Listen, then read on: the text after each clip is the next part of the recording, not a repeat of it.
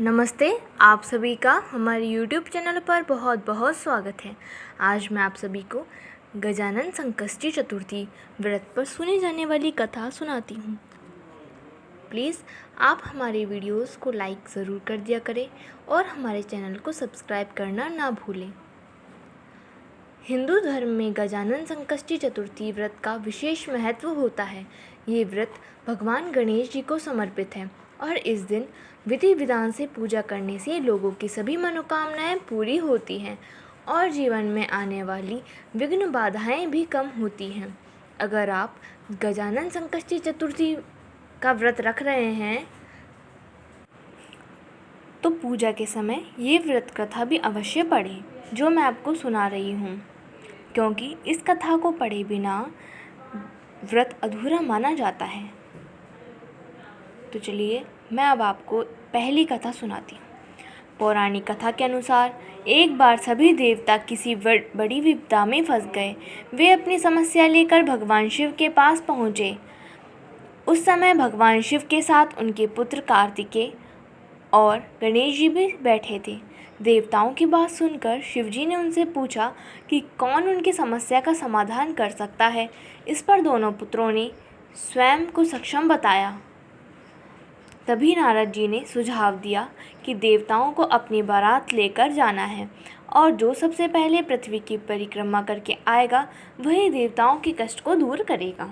कार्तिकेय अपने वाहन मोर पर बैठकर तुरंत परिक्रमा के लिए निकल पड़े। गणेश जी ने अपनी बुद्धि का प्रयोग किया। उन्होंने अपने माता पिता यानी शिवजी और पार्वती जी की 7 बार परिक्रमा की और हाथ जोड़कर खड़े हो गए। जब शिवजी ने इसका कारण पूछा तो गणेश जी ने कहा, माता पिता के चरणों में ही समस्त लोक और ब्रह्मांड समाया हुआ है, इसलिए उनकी परिक्रमा ही पृथ्वी की परिक्रमा के समान है। यह सुनकर शिवजी अत्यंत प्रसन्न हुए और उन्होंने गणेश जी को देवताओं के संकट दूर करने का कार्य भी सौंपा।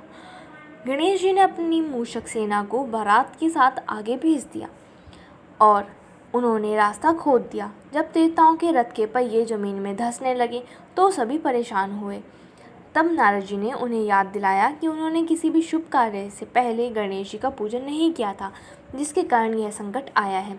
सभी देवताओं ने मिलकर गणेश जी का विधि विधान से पूजन किया और उनसे क्षमा भी मांगी।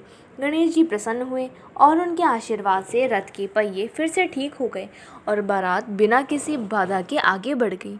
तभी से मान्यता है कि किसी भी शुभ कार्य को करने से पहले भगवान गणेश जी की पूजा करने से सभी विघ्न दूर हो जाते हैं।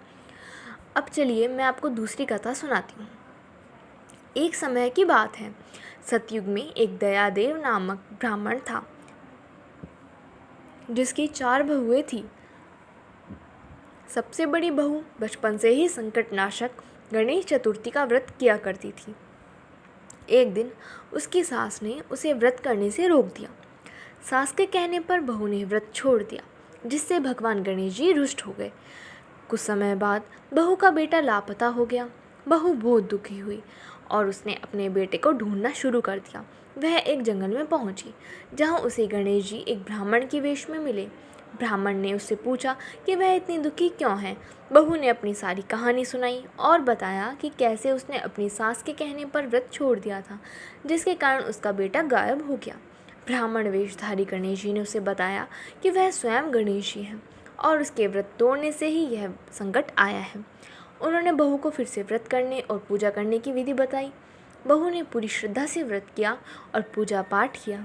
उसकी भक्ति से प्रसन्न होकर गणेश जी ने उसके बेटे को वापस ला दिया। इस कथा से यह सीख मिलती है कि भगवान गणेश जी की पूजा और व्रत को कभी भी बीच में नहीं छोड़ना चाहिए। जो भक्त पूरी श्रद्धा और विश्वास के साथ यह व्रत करता है, भगवान गणेश जी उसके जीवन के सभी विघ्न दूर कर देते हैं। धन्यवाद।